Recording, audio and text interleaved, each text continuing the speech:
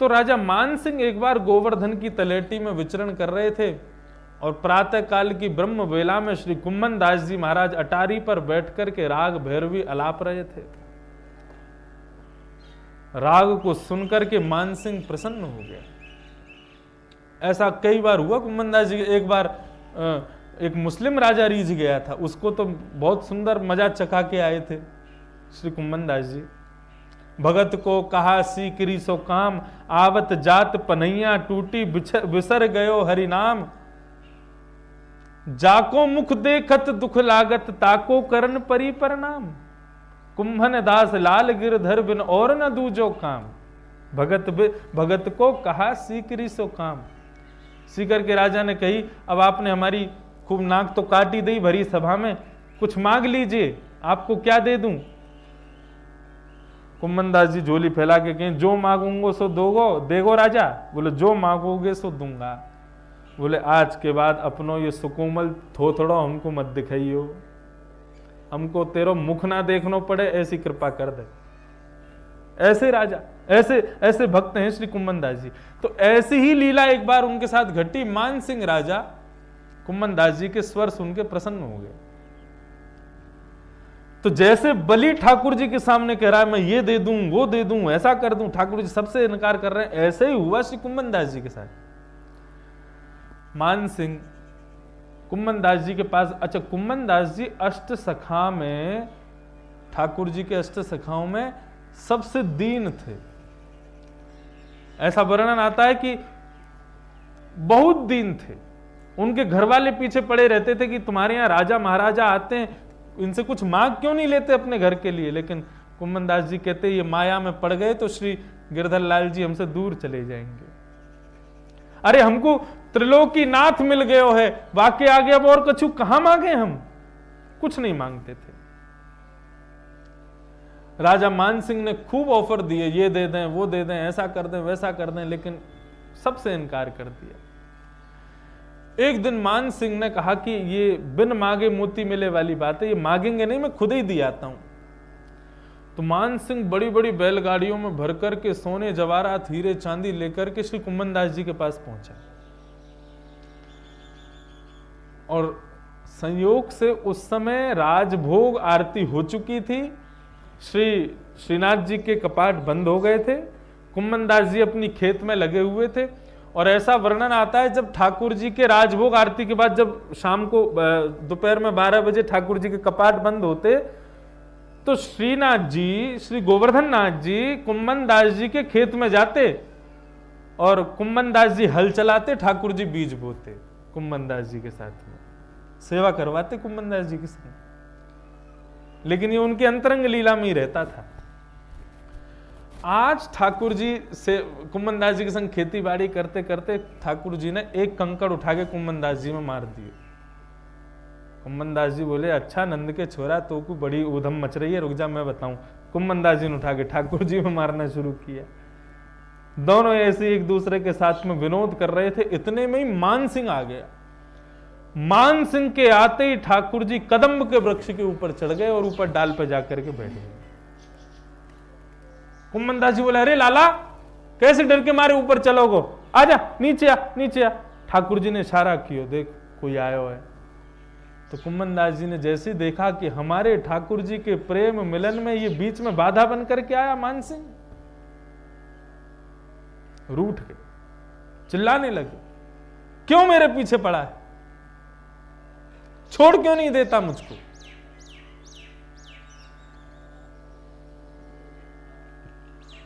मान सिंह को खूब डांट फटकार करके श्री कुम्मन दास जी ने वहां से भगा दिया। ठाकुर जी ऊपर कदम पर बैठे हुए देख रहे हैं कि आज यदि कुम्भन दास चाहे तो नवनिधि सिद्धि सब अर्पित कर सकता है, सब प्राप्त कर सकता है बड़े बड़े राजाओं से, लेकिन मेरे प्राप्ति में कहीं विक्षेप ना हो, इसलिए कभी किसी के आगे हाथ नहीं पसारता। मान सिंह जैसे ही वहां से चला गया, ठाकुर जी कदम्ब से नीचे उतर कर के आए और श्री कुम्भन दास जी को अपने हृदय से लगा लिया। और जब तक श्रीनाथ जी कुम्भन दास जी विराजे, तब तक कुम्मन दास जी के नेत्रों के सामने ही रहे ठाकुर जी, कभी उनसे दूर नहीं गए। संसार की प्रत्येक वस्तु को ठाकुर जी के आगे सूक्ष्म माना कुम्मन दास जी ने। इतनी दीनता थी। हमारे पूज्य नाना जी सुनाया करते थे कि कुम्मन दास जी कभी कभी सवेरे जब तिलक आदि करने के लिए बैठते थे तो अपनी भतीजी से कहते थे, अरे ला आरसी लिया और बैठवे को आसन लिया। तो उनकी भतीजी कहती थी, बोले आसन तो बछड़ा खा गयो और आरसी को बछड़ा पी गयो। सुनने वाले कहते आरसी भी कोई खावे की चीज है, पीवे की चीज है, और आसन कोई खावे की चीज है। तो कुम्मन दास जी कहते कोई बात ना, आज नई आरसी और नया आसन बना लूंगा। तो कुम्मन दास जी की आरसी क्या थी? बोले एक कठौते में जल भरते थे और उस जल में अपने मुख को देखते, वो तो थी आरसी, उसको बछड़ा पी गया। और आसन के रूप में घास फूस इकट्ठी करके एक आसन बनाते, उस पर उसको बछड़ा खा गया। ये आसन था और वो आरसी। इतने दीन थे कुम्मन दास जी। लेकिन फिर भी भगत को कहा सी करी सो काम, जाको मुख देखत दुख लागत, ताको करन परी परनाम। कुंभन दास लाल गिरधर बिन, कुंभन दास लाल गिरधर बिन, और न दूजो काम, भगत को कहा सी करी सो काम। अगर भक्त हो, वास्तविक भक्त हो, या कुम्मन दास जी सीकर के राजा को या सीकरी को मना नहीं कर रहे, अगर तुम वास्तव में भक्त हो तो ठाकुर जी के अलावा सारी वस्तु तुम्हारे लिए मिथ्या है। उन सब से तुम्हारा कोई मेल नहीं होना चाहिए।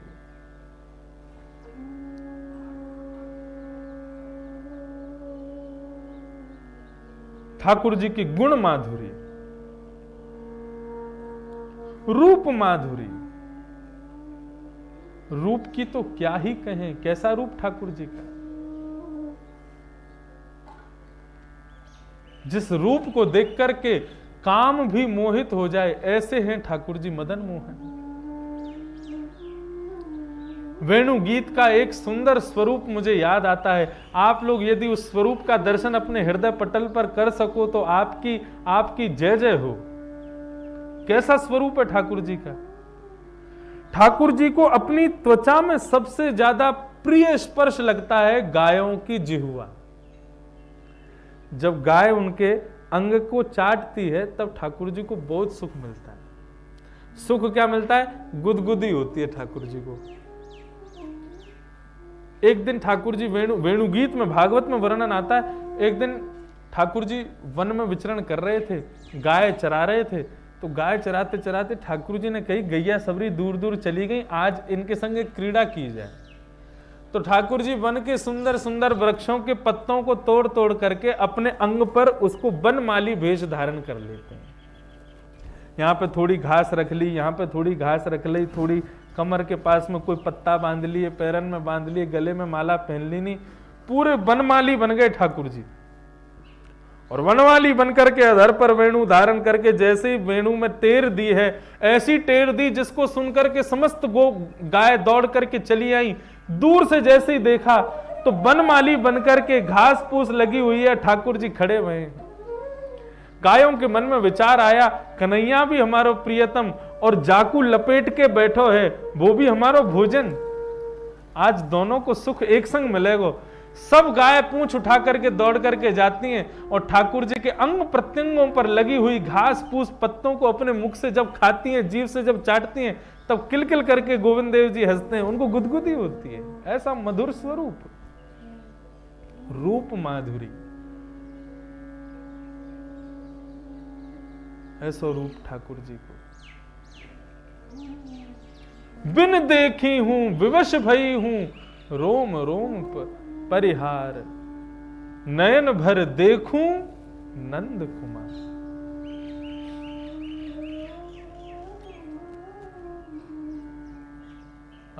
ऐसा स्वरूप है ठाकुर जी का।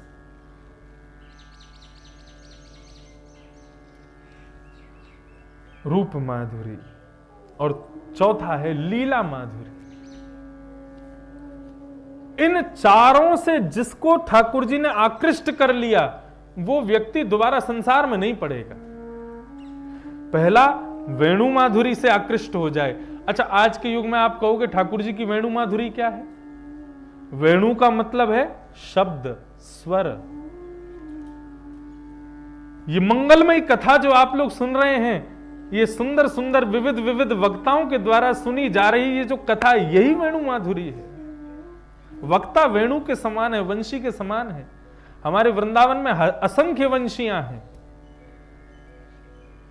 जिस वक्ता की कथा में मन लग जाए, समझो ठाकुर जी की उसी वेणु पर आप रीझ गए।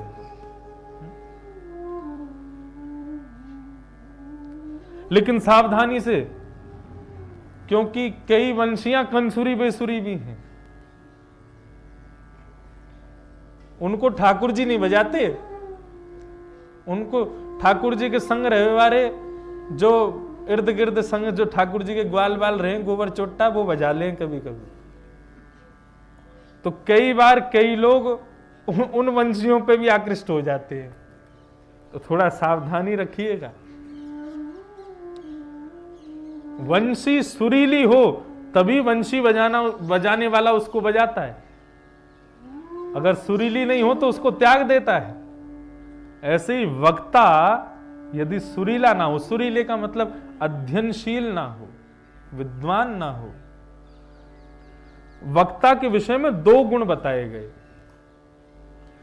शब्द ब्रह्म में निष्णात होना चाहिए और दूसरा परम ब्रह्म की सेवा में निष्णात होना चाहिए। मतलब अपने ठाकुर जी की भी सेवा खूब प्रेम से करता हो और शब्द ब्रह्म की भी सेवा खूब प्रेम से करता हो, उसी को वक्ता कहा गया।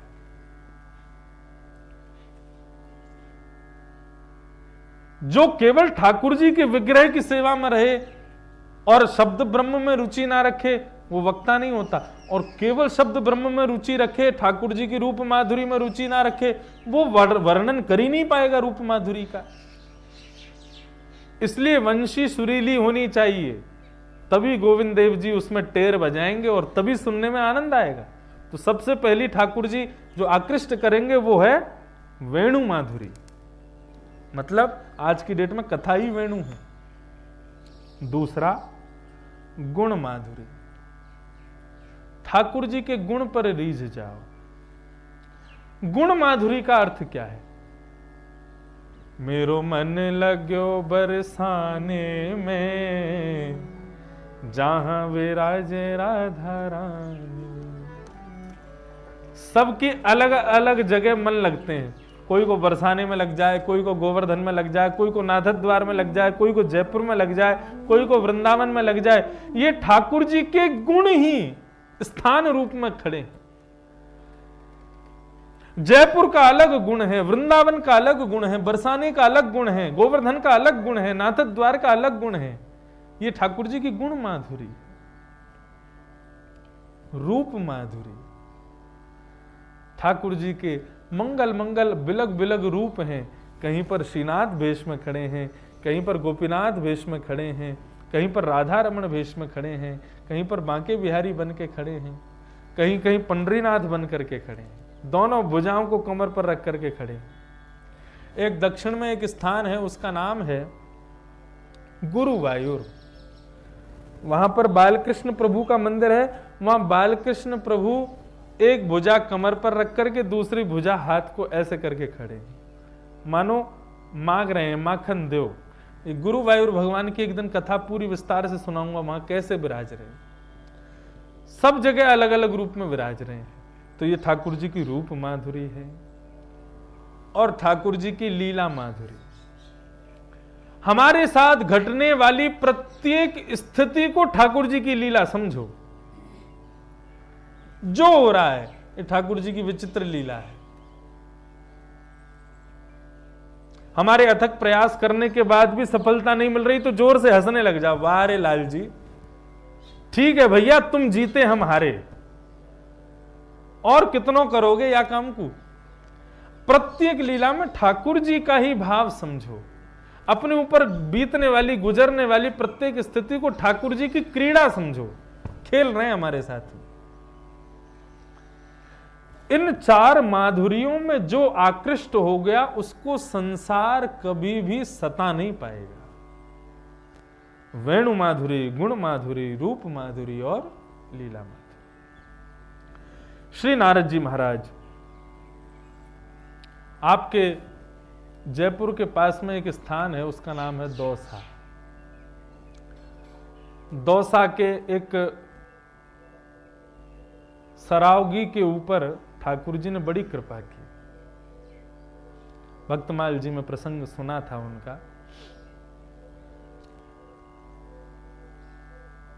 ऐसी लीला देखो ठाकुर जी की इच्छा को आप कैसे समझोगे। एक सरावगी थे, जैना अविलंबी एक वैश्य थे दौसा में, उनका नाम था श्री रंग जी। उनके व्यापार में एक सेवक काम करता था, बहुत पापी था। वो कार्य करते करते एक दिन पधार गया, तो मरने के बाद में तो स्वर्ग तो मुश्किल ही, नरक ही गया, लेकिन वो इतना बड़ा पापी था कि यमराज जी ने अपने दूतों का राजा बना दिया उसको। इतना बड़ा पापी था वो, अपने दूतों का राजा बन गया। उसको काम दे दिया, जाकर के पापियों को लेकर नरक में आना है। अब सब जगह से लेके जाता, एक बार एक पापी दौसा से लेके जाना था उसको, सत्य घटना है। तो दौसा जैसे ही वो पहुंचा तो उसने मन में विचार किया कि यहां से उस पापी को ले जाऊंगा, उससे पहले हमारे सेठ जी यहीं रहते हैं, उनका नमक खाया है, थोड़ा उनका भला कर चलें। तो यम के दूत के रूप में वो सेठ जी के पास, रंग जी के पास में वो पहुंच गया, और जाकर के सेठ जी को कहने लगा, सेठ जी राम राम। बोले कौन हो भैया? बोले अब मुझे भूल गए, आपके यहाँ काम करता था, नौकरी करता था आपकी दुकान पर। बोले अरे हाँ भैया, कहाँ है तू? बोले मैं नरक में हूं और यमराज के दूतों का सरदार हूं। अच्छा, कैसे आए? बोले एक बंजारा रहता है दौसा में, बहुत पाप किया उसने, उसको लेकर के जाऊंगा मैं, उसको लेने के लिए आया हूं। सोचा जाते जाते आपको चेतावनी देता चलूं। वो कैसी चेतावनी? बोले आजकल नरक में डंडे में ही मारता हूं पापियों में, तो आप सावधान रहिएगा, कहीं आपका नरक आना हुआ और वहां आके तुम मुझसे यूं कहो कि भाई तेने मेरे यहां काम किया, तुम मुझे मत मारे, तो ये नहीं होगा, क्योंकि मैं तो वहां अपने अधिकार से युक्त हूं, मुझे मारने का ही अधिकार है, मैं मारूंगा। आप आ गए तो आप भी पिटोगे, लेकिन मैंने आपका नमक खाया है, इसलिए मैं पहले ही बता करके जा रहा हूं, भजन करना शुरू कर दो। ठाकुर जी की लीला कैसी। हे रंग जी, भजन करना शुरू कर दीजिए, यदि भजन में विक्षेप हुआ और नरक आ गए तो अपने सेवक के हाथों पिटो। रंग जी को विश्वास नहीं हुआ। बोले पहले तो तू मुझे ये बता, तू किसको लेने आया है यहाँ पे? बोले कि वो बंजारे को लेने आया हूं। बोले वो तो बढ़िया हंस खेल रहा है, वो तो मरने की उसकी कोई स्थिति नहीं है, तू कह रहा है कि तू उसको मार देगा। बोले देखना, वो बैलगाड़ी लेकर के जाएगा, उसका बैल पागल हो जाएगा, उसके बैल की सींग पे ही मैं बैठ जाऊंगा, उसके पेट को विदीर्ण करते हुए मार दूंगा, उसको ले जाऊंगा अपने साथ। रंग जी अटारी पर जाकर के खड़े हो गए, सामने से बंजारा आ रहा था, इतने में ही उसका एक बैल पागल हो गया। पागल होकर के उसने सींग घुमाने शुरू किए, बंजारा उतर करके उसको ठीक करने लगा, बैल ने इतने में ही सींग उसके पेट में मार दिया, मर गया। लेकर के चल, उसी समय रंग जी ने कान पकड़ लिया। बोले भैया, श्री सरस माधुरी जी का पद है, भजन बिन नर मर घट को भूत, भजन बिन नर मर घट को भूत। भजन गाइए, नर भर घट। लोग पूछते हैं हमसे, आपने क्या भूत होते हैं इंद्रेश जी? महाराज जी भूत होते हैं? हाँ, जो बिना भजन किए मर जाते हैं वही भूत होते हैं। जो बिना कथा सुने, बिना गोविंद देव जी के शरण हुए, बिना ठाकुर जी की लीलामृत का पान किए, जिन्होंने मृत्यु को प्राप्त कर लिया, वही भूत बनते हैं। भजन बिन नर मर गट के भूत, भजन बिन नर मर गट के। या भूत ते बचना है तो श्याम श्याम रमे रस नासो, श्यामा श्याम रस नासो, श्यामा श्याम रमे रस नासो, श्यामा श्याम रमे रस नासो, तिनको जान सपूत, तिनको भजन बिन नर मर गट को भूत, भजन बिन नर मर गट के। आहा, क्या कह रहे हैं? बिन हरि भजन करम सब करम, बिन हरि भजन करम। महाराज, आपने भले कितनी भी श्रेष्ठता अपने कर्मों में पाली हो, कितनी भी ऊंचाइयों पर आप पहुंच गए हो अपने कर्म से, लेकिन उस कर्म में यदि भजन नहीं है, अकर्म है, उस श्रेष्ठ कर्म नहीं माना जाएगा। हमारे यहां कहा गया केवल भजन मत करो, कर्म करो, लेकिन भजन युक्त होकर के कर्म करो। बिन हरि भजन करम सब करम, बिन हरि भजन आठों गांठ कपूत, आठों ओ एक अनन्य भक्त बिनु कीने, एक भक्त बिनु कीने, दृग करनी करतूत, दृग करनी। अनन्य भक्ति के बिना यदि एक कर्म भी किया तो करतूत माना जाएगा, कर्म नहीं माना जाएगा। वो आपके साथ द्वारा की गई एक करतूत है। करतूत का मतलब अच्छा नहीं होता। बिना भजन के यदि एक भी कर्म किया तो करतूत है। भजन बिन नर मर गट को भूत, भजन बिन नर मर गट को। जय हो।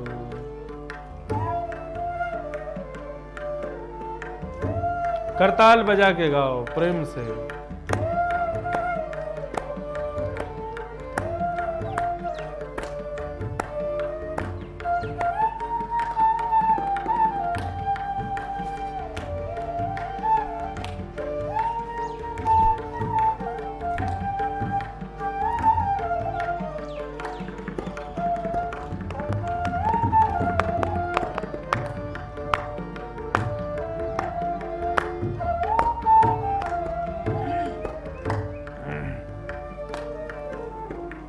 निस दिन करत कपट छलबाजी, निस दिन करत कपट छलबाजी, समझे नहीं अऊत,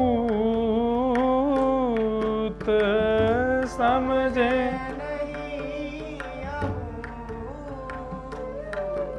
यदि भजन नहीं किया तो सरस माधुरी जी कह रहे हैं, सरस माधुरी अंत काल में, सरस माधुरी अंत काल में, सरस माधुरी अंत काल में, सरस माधुरी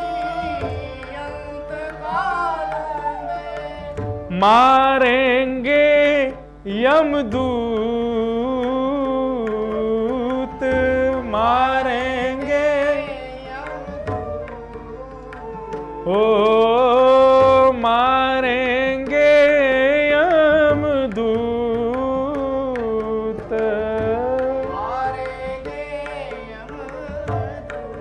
भजन बिन नर मर गट के भूत, भजन बिन नर मर घट के भूत, नर मर घट के भूत। रंगा जी को चेतावनी दे गया, उन्हीं के यहाँ काम करने वाला, बोले भजन शुरू कर दो नहीं तो मैं ही मारूंगा आपको। रंगा जी ने उसी समय से अपना एक नित्य कर्म बना करके और भजन करना प्रारंभ कर दिया। श्री रामानंदाचार्य जी के शिष्य श्री अनंत दास जी से उन्होंने दीक्षा प्राप्त की और प्राप्त करके इतने भजन में तल्लीन हो गए, इतना भजन किया, इतना भजन किया। महाराज उनकी भजन की गणना बताई जाती है कि उनका पुत्र रात्रि में जब सोता था तो उसको भूत दिखाई देते थे। वो भयभीत होकर के अपने पिताजी रंग जी के पास में गया, बोले कि पिताजी रात में भूत दिखते हैं। तो पिताजी ने कहा आज तेरे बिस्तर पर मैं सोऊंगा, मैं देखूं कौन सा भूत। रात में रंग जी सोए तो रात्रि में उनको जैसे ही भूत दिखाई दिया तो महाराज उसको मारने के लिए भागे। भूत चरणों में नतमस्तक हो गया। बोले महाराज मैं आपको परेशान करने नहीं आया हूं। तो बोले क्यों आए हो? बोले मुझे कहीं से युक्ति मिली है अपनी मुक्ति के लिए। बोले क्या? बोले यदि रंग जी अपने चरणों का जल धोकर के तुझ पर छिड़क देंगे तो तेरी मुक्ति हो जाएगी। ऐसी भक्ति का प्रताप बड़ा रंग जी का। उन्होंने अपने चरणों का जल आंचल में लेकर अपनी अंजलि में लेकर के भूत पर छिड़क दिया, मुक्त हो गया। महाराज भक्त भूत बने कभी हो ही नहीं सकता, भूतों को तारने के लिए भक्त बन जाते हैं। ठाकुर जी ने हम सबको वैष्णव बनाया है, वो इसलिए वैष्णव बनाया है, आपको नहीं पता। आप तिलक लगा करके निकलते हैं, जब अपने घर से मुख पर हरिनाम बोलते हुए जब निकलते हैं, हवा स्पर्श करती है, उस हवा में ना जाने कितनी प्रेतात्माएं विचरण करती हैं, लेकिन जैसे ही आपका स्पर्श करती है, आपके तिलक का स्पर्श करती है, आपके मुख से निकली हुई हरिनाम का स्पर्श करती हुई वो हवा किसी प्रेत को जाकर के स्पर्श करती है, वो मुक्त हो जाता है। इसलिए चैतन्य महाप्रभु कहते हैं निरंतर हरिनाम जपते रहो, क्योंकि तुम्हारा केवल अकेला कल्याण नहीं है, वो हवा में घुल करके ना जाने कितनी प्रेतात्माओं को मुक्त कर देता है। तिलक लगा करके निकलो, कभी किसी रास्ते से गुजरोगे, वहां पर प्रेत यदि विराजते होंगे, तुम्हारे तिलक रूपी दृश्य को देख करके यदि उन प्रेत वो हवा से यदि तुम्हारे तिलक से छुप भी गए तो मुक्त हो जाएंगे। भजन स्वतः आत्म कल्याण नहीं, सर्वांगीण विकास करता है भजन। ऐसे श्री रंग जी हुए आपके जयपुर में। हमको श्री सरस निकुंज से एक अद्भुत ग्रंथ का संग्रह मिला और वहां पर राजस्थान के भक्त, जयपुर के भक्तों के मंगल मंगल चरित्र सुने। सरस माधुरी जी के भाव से उन सबको रोज सुनेंगे। जो जो भक्त यहाँ पर हुए, गलता जी में हुए श्री पेहरदास जी, उनका तो ऐसा मंगलमय चरित्र है महाराज। ये आंबेर का किला, यहाँ के राजा को श्री नरसिंह भगवान पधराए श्री पेहरदास जी ने। नरसिंह देली पे, सत्ता हथेली पे। बोले राजा तेरी सत्ता को कोई हिला नहीं पाएगा यदि नरसिंह तेरी देली पे विराज रहे हैं। कुछ चोरों के द्वारा श्री नरसिंह भगवान को स्थान से इतर ले जाया गया और आमेर के किले पर चढ़ाई कर दी लोगों ने, हार गया राजा। ऐसे बड़े उज्जवल बड़े बड़े महाराज भक्त हुए हैं इस जयपुर की भूमि पर। ये साधारण नहीं है जयपुर। जहां के राजा पर कृपा करने के लिए स्वयं वृंदावन से चल के ठाकुर जी पधारे हो, वो साधारण स्थान हो सकता है? जिस वृंदावन की पहचान में श्री मीराबाई कहती हैं दर्शन गोविंद जी को आली री मोहे लागे वृंदावनी को, वो गोविंद देव जी यहां जयपुर में विराज रहे हैं। अच्छा आपको एक बात बताएं, आज से 500 वर्ष पहले तक हमारा ब्रजमंडल भी राजस्थान में ही आता था। राजस्थान का आज भी ब्रजमंडल के मंदिरों की कलाकृति और बनावट पूरी राजस्थान जैसी है। तो ये भी कहने में कोई गलत नहीं होगा कि वृंदावन ब्रजधाम कहो तो यहीं तक हो, जयपुर कहीं ना कहीं से सीमा हो वृंदावन की, तो ठाकुर जी यहां पधारे। और वृंदावन हमारे ब्रज के ठाकुर देखो, ना तो गुजरात गए ना महाराष्ट्र गए, कहीं नहीं गए। वृंदावन छोड़ के यदि गए तो राजस्थान ही आए, यहीं पर विराजे, यहां के अलावा कहीं नहीं गए। तो निश्चित ही राजस्थान साधारण नहीं है, एक अलौकिक सुगंधी है यहां की वायु में। जो लोग यहां बैठे हैं सीमित लोग, वो तो अनुभव कर ही रहे हैं, जो लोग देख रहे हैं उनको अनुभव कैसे कराया जाए कि यहां का वातावरण कैसा है। इतना अद्भुत, मानो संपूर्ण वृंदावन प्रकट हो गया हो, ऐसा आनंद। तो हम लोग बात कर रहे थे कि भैया ठाकुर जी के विषय में जानने का प्रश्न करना ही भक्ति योग है। श्री वसुदेव जी ने नारद जी से पूछा कि आप मुझे भागवत धर्म बताइए। तब भागवत धर्म के बारे में श्री नारद जी महाराज कहते हैं कि राजा निमि ने यज्ञ किया था, उस यज्ञ में बड़े बड़े संत पहुंचे, वहां पर 9 योगेश्वर भी पहुंचे थे। ये 9 योगेश्वर कौन कौन से? कवि गिनिए नाम, हरि, अंतरिक्ष, प्रबुद्ध, पिप्पलायन, आविर्होत्र, द्रुमिल, चमस, करभाजन, ये 9 योगेश्वर हैं। और बंधुओं ये 9 योगेश्वर कौन हैं? ये ऋषभ देव जी के पुत्र हैं। भगवान के अवतार ऋषभ देव जी हुए, उनके 100 पुत्र हुए, जिनमें से सबसे बड़े हैं भरत जी, जो जड़ भरत बने बाद में। उनके बाद जो 9 पुत्र हुए वही 9 योगेश्वर हैं। और ये 9 योगेश्वरों का परिचय देते हुए राजा निमि कहते हैं कि आप कोई साधारण नहीं है। आप कौन हैं? तएते भगवद रूपम विश्वम सदसात्मकम, आप साक्षात भगवद रूप हैं, आप भगवान के पार्षद हैं। अच्छा, पार्षद किसको कहा जाता है? पार्षद किसे कहते हैं? लोगों से पूछो पार्षद का मतलब क्या होता है, बोले वो बाहर जो बड़ा सा डंडा लेके खड़ा रहता है द्वारपाल पे, पार्षद नहीं। पार्षद एक बहुत ही अद्भुत शब्द है, इसको समझिए।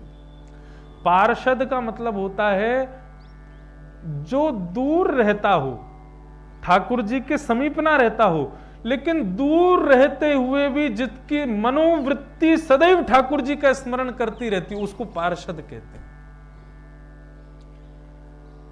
पार्षद 2 प्रकार से होता है, वो स्वयं शरीर से दूर रहता हो लेकिन अपने चित्त में सदैव ठाकुर जी का स्मरण करता हो, वो पार्षद। या फिर पार्षद कौन है? बोले जो ठाकुर जी से दूर रहता हो लेकिन निरंतर ठाकुर जी के चित्त में बसा रहता हो, वो पार्षद है। समझे? भक्त ठाकुर जी का स्मरण करता हो दूर रह करके भी, मीराबाई पार्षद है, सूरदास जी पार्षद हैं, कुम्मनदास, ये सब पार्षद हैं ठाकुर जी के। और पार्षद का मतलब भगवद रूपम, वो भगवान के समान रूप वाले ही होते हैं। और यहां पर दूसरे पार्षद होते हैं जो भगवान का स्मरण करें तो ठीक, लेकिन भगवान निरंतर उनका स्मरण करते हैं, वो पार्षद। मेरा सुमिरन हरि करें, मैं पावा विश्राम, ये पार्षद है, ठाकुर जी स्मरण कर ले। श्री बराह पुराण में एक भाव बताया गया कि हमको जीवन भर भक्ति क्यों करनी चाहिए, जबकि जीवन भर भक्ति करने के बाद भी अंत में नारायण स्मृति नहीं हुई तो भी हमारा जीवन का कुछ भी हो सकता है, नरक जा भी सकते हैं हम। भले ही आपने खूब गोविंद देव जी करे हो, खूब कथाएं सुनी हो, खूब नाम जप किया हो, खूब वृंदावन परिक्रमा, गोवर्धन परिक्रमा आदि सब की हो, उनके फलस्वरूप आपको गोलोक धाम तो मिलेगा ही, वैकुंठ तो मिलेगा ही।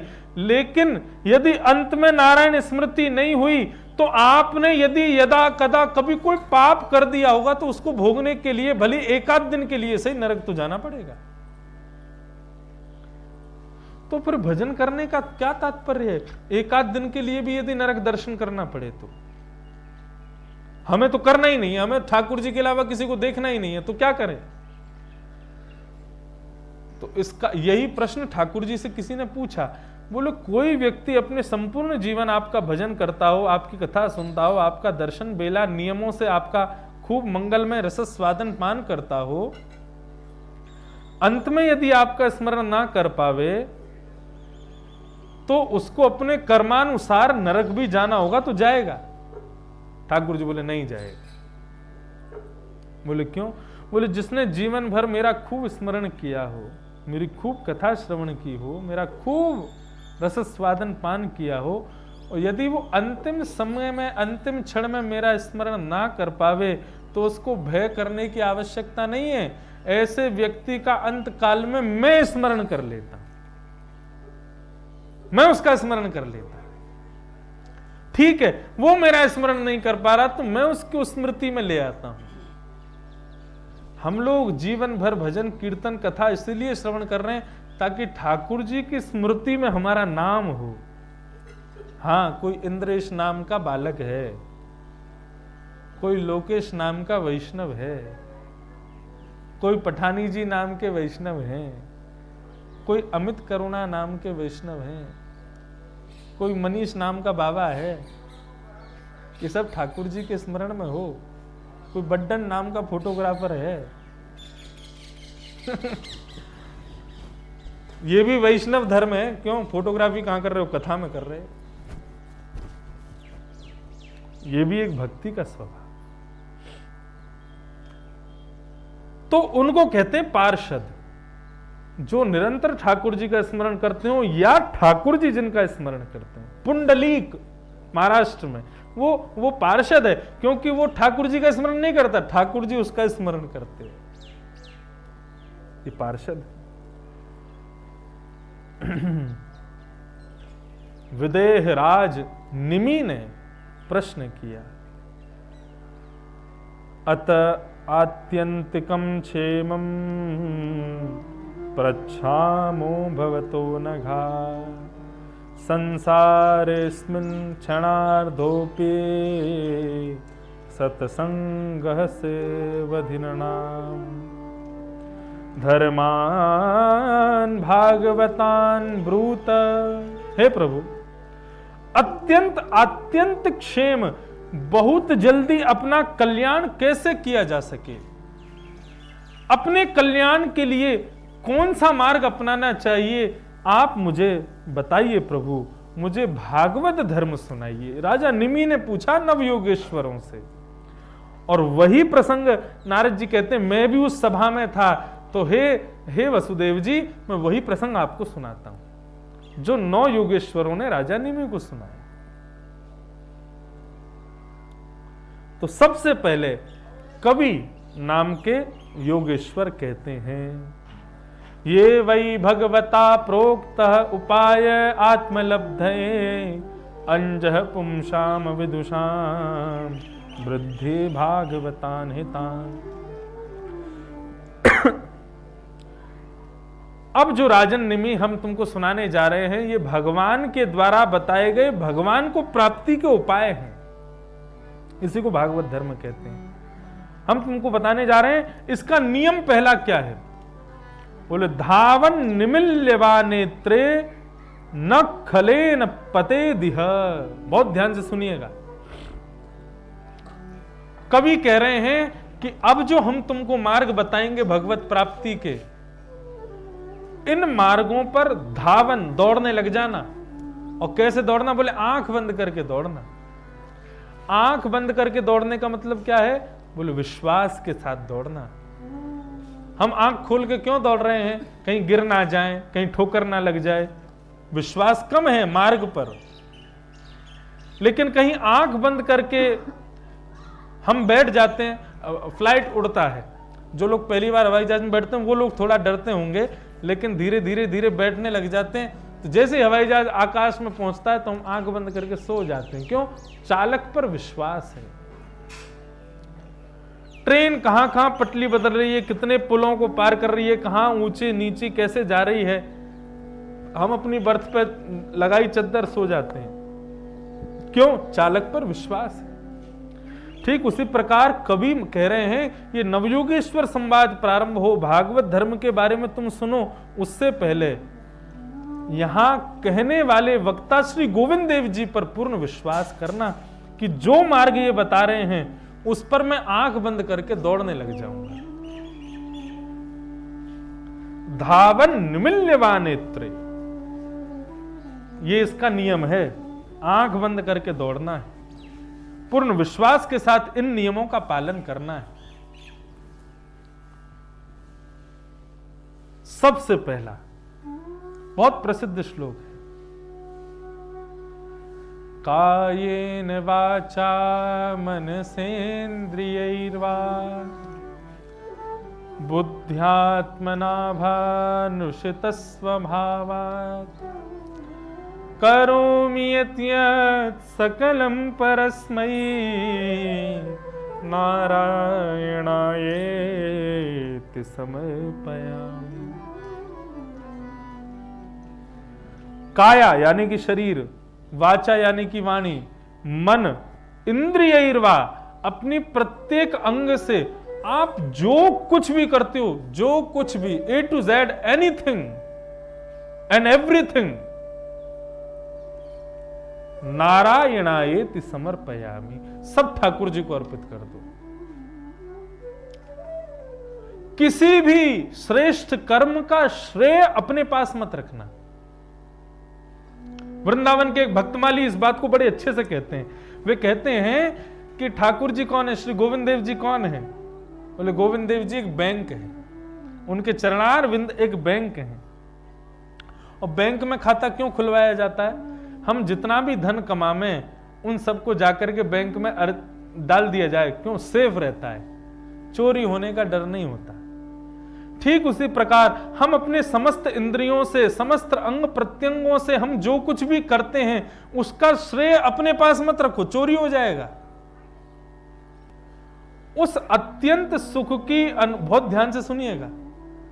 आज आपको जैसे मान लीजिए भोजन ही बहुत स्वाद लगा, रोटी सब्जी रोज बनती है लेकिन आज बड़ी ज्यादा स्वादिष्ट बनी, तो महाराज जीव को जैसे ही स्वादिष्ट लगी सब्जी, इतने में ही क्या हुआ? आपका कोई सत्कर्म का फल क्षीण होने लग गया, क्योंकि आपको सुख मिल रहा है। क्षीणे पुण्य मर्तलोकम विसंति, हमको जब भी सुख मिलता है हमारा पुण्य क्षीण होता है, और जब भी दुख मिलता है पुण्य अर्जित होता है।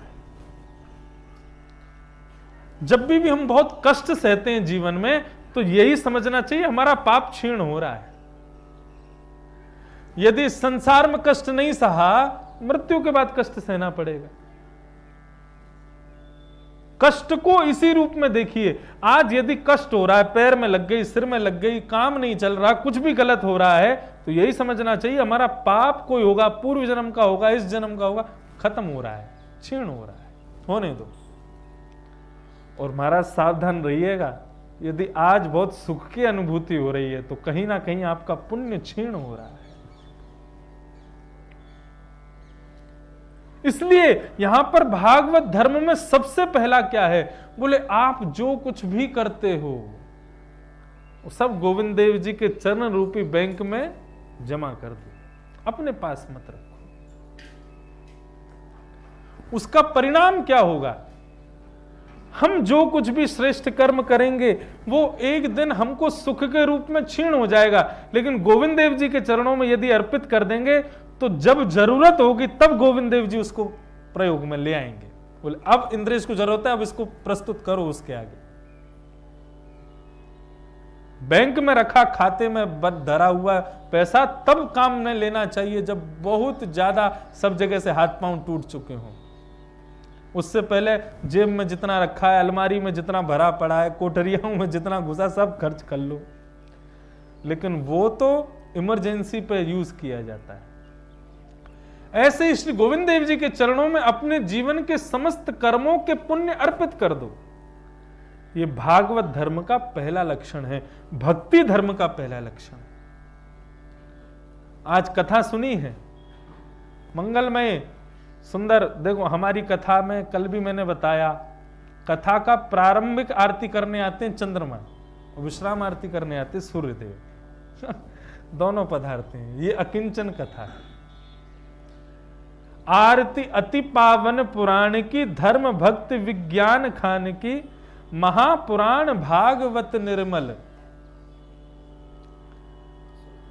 सुख मुख विगलत निगम कल्प वृक्ष, परमानंद सुधारस में कल लीला रति रस निधान की, आरत अति पावन पुराण की।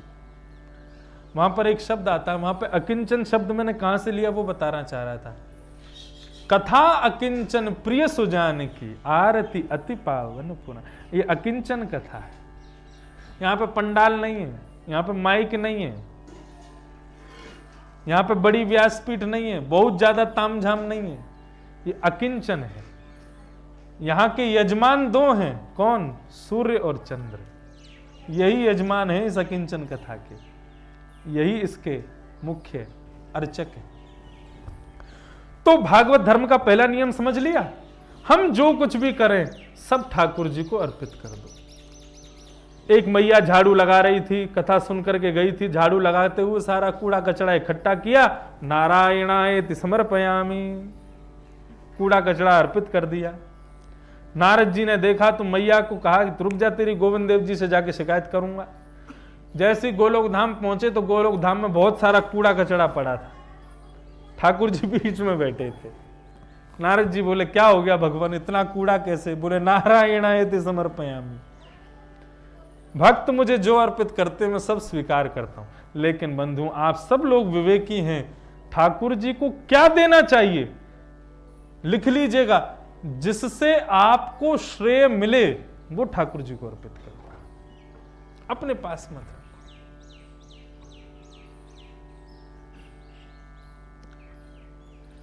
करोमि यत् यत् सकलम परस्मै नारायणायति समर्पयामि। हे राजा निमि, ये सबसे पहला भागवत धर्म है, तुम जो कुछ भी करते हो सब ठाकुर जी को अर्पित कर दो। और दूसरा भागवत धर्म का नियम क्या है? खम्बायु अग्निम सलिलम महिम च ज्योतिंसि सत्त्वानि दिशो द्रुमादिन सरित समुद्रांश हरे शरीरम यत्किंचि भूतम प्रणमेदनन्यम। सीधा अर्थ समझिए, अपनी आंखों के आगे दिखने वाली हर जड़ चेतन वस्तु में श्री गोविंद देव जी विराज रहे हैं, ऐसी भावना रखो। महाराज सुबह सुबह स्नान करते हुए तौलिया से अपने अंग को पहुंच करके पांव से उस तौलिया को दूर झटकाने में भी, वो अभद्रता से दूर फेंकना भी, उसमें भी आपको कष्ट हो, इसमें भी लाल जी विराज रहे हैं, इसका भी कोई पुण्य है, इसको ऐसे ना करें। प्रत्येक वस्तु में भगवद अंश विद्यमान है, यह भागवत धर्म का दूसरा लक्षण है। एक बार इस कथा को सुना के, अब एक कथा एक सुन लीजिए, उसको सुन के फिर हम 22 का एक पद गा के थोड़ा सा नृत्य करके और कथा को विराम करेंगे। एक बार श्रीमद् वल्लभाचार्य जी महाराज, देखो प्रत्येक वस्तु में ठाकुर जी विराजमान है कैसे। एक बार श्रीमद् वल्लभाचार्य जी महाराज अपनी गादी पर विराज रहे थे,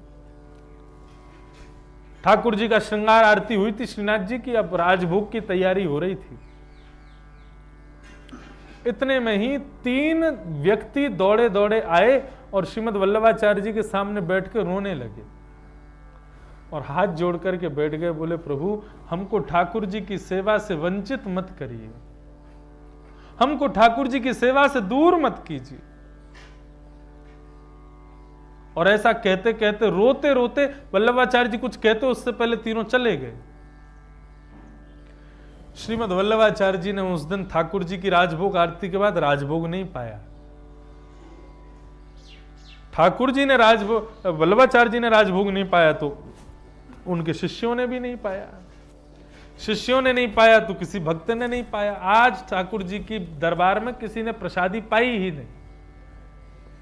2 दिन हो गए तो सबको थोड़ी चिंता हुई, बोले हमको हमारी चिंता नहीं, हमारे गुरुदेव तो थोड़ा प्रसाद पाओ। सबने जाकर के प्रार्थना की, भगवान आज आप ठाकुर जी के तिनका प्रसाद ग्रहण क्यों नहीं कर रहे, राजभोग 2 दिन से क्यों ग्रहण नहीं कर रहे। श्रीमद् वल्लभाचार्य जी ने बताया, कल हमारे पास 3 लोग आए थे, आकर के रोने लगे और कहने लगे ठाकुर जी की सेवा से हमको दूर मत कीजिए। तब से ही मन विचलित है। सबने पूछा कि वो 3 व्यक्ति कौन थे। बोले ठाकुर जी की रसोई घर में चावल धोए जा रहे थे, उन चावलों के मान को जब अलग किया गया तो उसमें से 3 दाने नाली में चले गए और वो तीनों दाने चावल के मूर्त रूप धारण करके आके रोदन कर रहे थे कि हमको ठाकुर जी की सेवा से दूर मत करो। आप विचार कीजिए, महाराज ये कबूतर भी आकर के इस छज्जे की छत पर बैठा है। गोविंद देव जी के मंदिर में कितने कबूतर, मैं कल दर्शन कर रहा था, सामने बैठ के तुम ठाकुर जी के शिखर के ऊपर से एक निकल के आया। मैंने कि इसका कितना बड़ा भाग्य है, ठाकुर जी के गर्भगृह में जहां पर पुजारी के अलावा किसी को प्रवेश नहीं, वहां कबूतर प्रवेश करता है। वो निश्चित ही पूर्व जन्म का कोई वैष्णव भक्त होगा, किसी अपराध के कारण कबूतर बना है। प्रत्येक वस्तु संसार में जो कुछ भी दिख रहा है सब ठाकुर जी ने अपनी सेवा के लिए बनाया है। उन सब में भगवत भाव रखना यह भागवत धर्म का दूसरा लक्ष्य है। इस प्रकार कवि से प्रश्न किया, कवि ने यह सब बताया। दूसरा प्रश्न किया, प्रश्न सुन लीजिए, उत्तर कल सुनेंगे। अथा भागवतम ब्रूत यद्धर्मो यद्रशो नृणाम यथा चरति यद्ब्रूते यरलिंगई भगवत प्रिय। हे प्रभु, मैं आपसे पूछना चाहता हूं, गोविंद देव जी को हजारों लोग देखने के लिए आते हैं, लेकिन हजारों में गोविंद देव जी किसको देखते हैं? भगवत प्रिया। हम भगवान से प्रेम करें, हमको ये नहीं सुनना। संसार प्रेम करता है ठाकुर जी से, लेकिन श्री गोविंद देव जी किससे प्रेम करते हैं ये बताइए। ऐसा कौन सा गुण भक्त अपने जीवन में लावे जिस गुण से ठाकुर जी रीझ जाते हैं, वो गुण हमको बताइए। 4 गुण हैं, इन चारों गुणों को हम कल के प्रसंग में सुनेंगे। कथा का समय 4:45 बजे से प्रारंभ है, 5:30 बजे मंगला आरती होती है। तो कल से ऐसा विचार हो कि 4:45 कथा प्रारंभ हो जाए, 5 बजे तक कीर्तन आदि सबसे निवृत्त होके 5:30 तक आधा घंटा थोड़ा भूमिका कथा कर लें, फिर 10-15 मिनट जब तक आरती चलती है तब तक कीर्तन हो जाएगा, तो समय बढ़िया रहेगा। तो इस प्रकार से कथा का क्रम रहेगा। 2 मिनट बड़े प्रेम और भाव से सब लोग गाइए। मायरी मायरी मैंने लियो री गोविंदा मोल रे, मैंने लियो री गोविंदा मोल। मायरी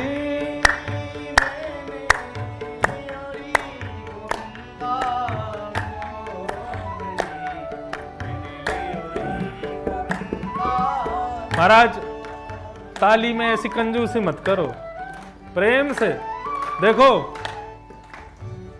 प्रत्येक अंग भी ठाकुर जी की सेवा के लिए बनाया है ठाकुर जी ने। हमको तबला बजाना नहीं आता, बंसी बजानी नहीं आती, हारमोनियम बजाना नहीं आता, गाना नहीं आता। ठाकुर जी से कहें हम कीर्तन कर ही नहीं सकते, हमसे कुछ नहीं आता। ठाकुर जी बोले ये तो आता है ना, ये करताल बजाओगे ये भी स्वीकार। बिना भोजन के थाली बढ़िया नहीं लगती, बिना कुंडल के कान अच्छे नहीं लगते, ऐसे बिना ताली के कीर्तन में आनंद नहीं आता।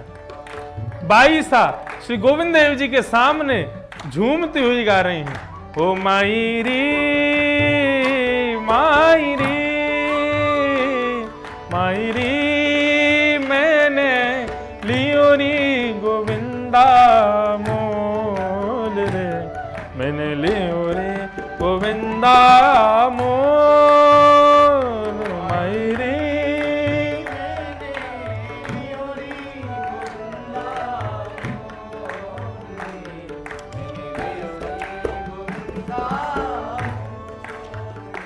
मैंने लियो रे गोविंदा मोल रे, मैंने लियो रे गोविंदा। श्री गोविंद देव भगवान की।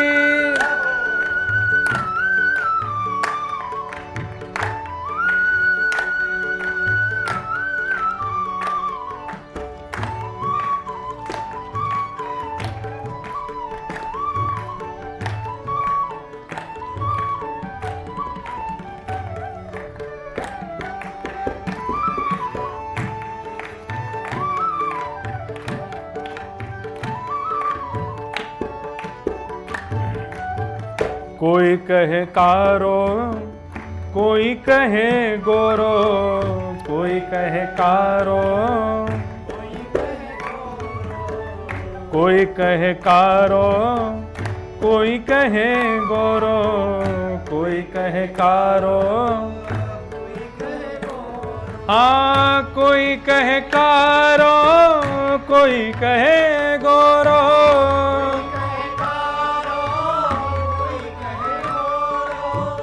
कोई कहे कारो, कोई कहे गोरो, ओ मायरी मायरी मायरी मैंने लीनी आँख्यां खोल रे, मैंने लियो रे गोविंदा मोल रे, हरि बोल।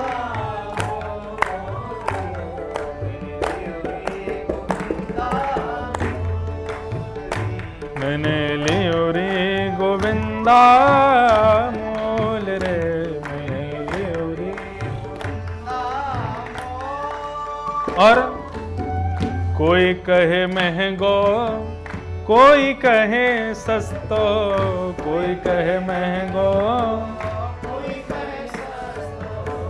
कोई कहे महंगो, कोई कहे सस्तो, कोई कहे महंगो, हाँ कोई कहे महंगो, कोई कहे सस्तो,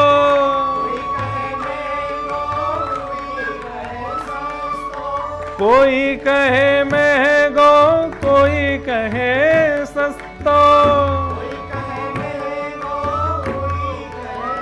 ओ मायरी मैंने लियो री तराजू तोल रे, मैंने लियो री तराजू तोल रे, मैंने लियो रे गोविंदा मोल, मैं लियो रे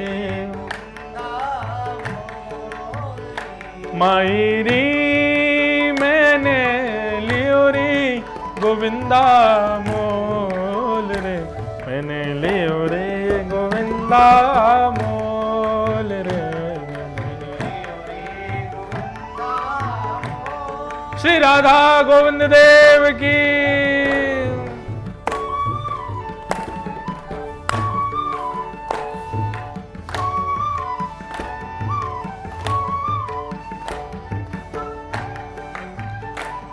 देखो हम अपने मन का भाव बताएं, मेरी इच्छा हो रही है कि मैं खड़े होकर नृत्य कर लूं, लेकिन व्यासपीठ तो है ही है, आप सब खड़े हो जाओ, है ना, और थोड़े दूर दूर खड़े होके और भुजा उठा करके प्रेम से, जैसे मीराबाई श्री गोविंद देव जी के सामने नृत्य करती है, ये सौभाग्य बार बार नहीं मिलेगा।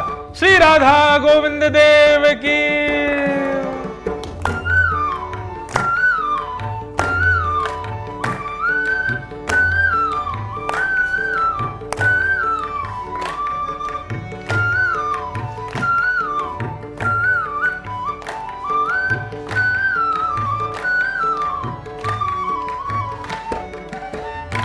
हरि बोल, जय हो।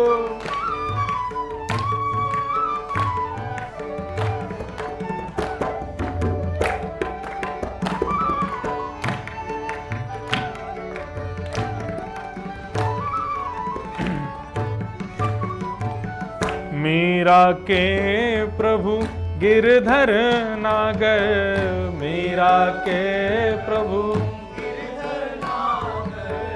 मीरा के प्रभु गिरधर नागर,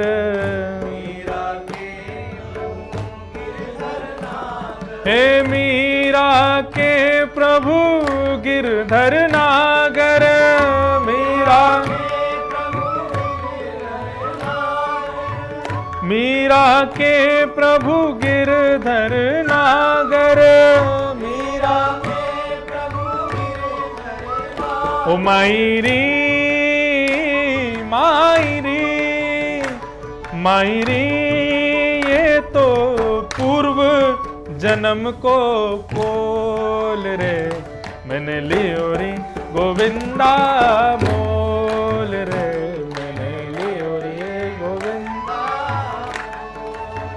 हे मायरी मायरी मायरी, हे मायरी मायरी,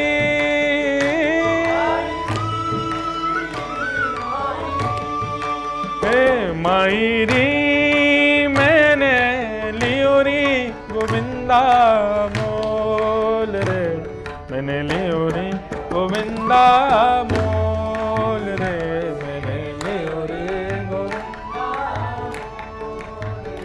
श्री राधे के नाथ भजो राधे गोविंदा,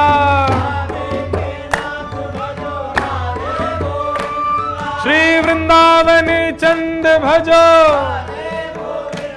श्री वृंदावन चंद भजो, हे द्वारिका नो नाथ भजो, श्री द्वारिका नो नाथ भजो, ओ जयपुर में राज करे,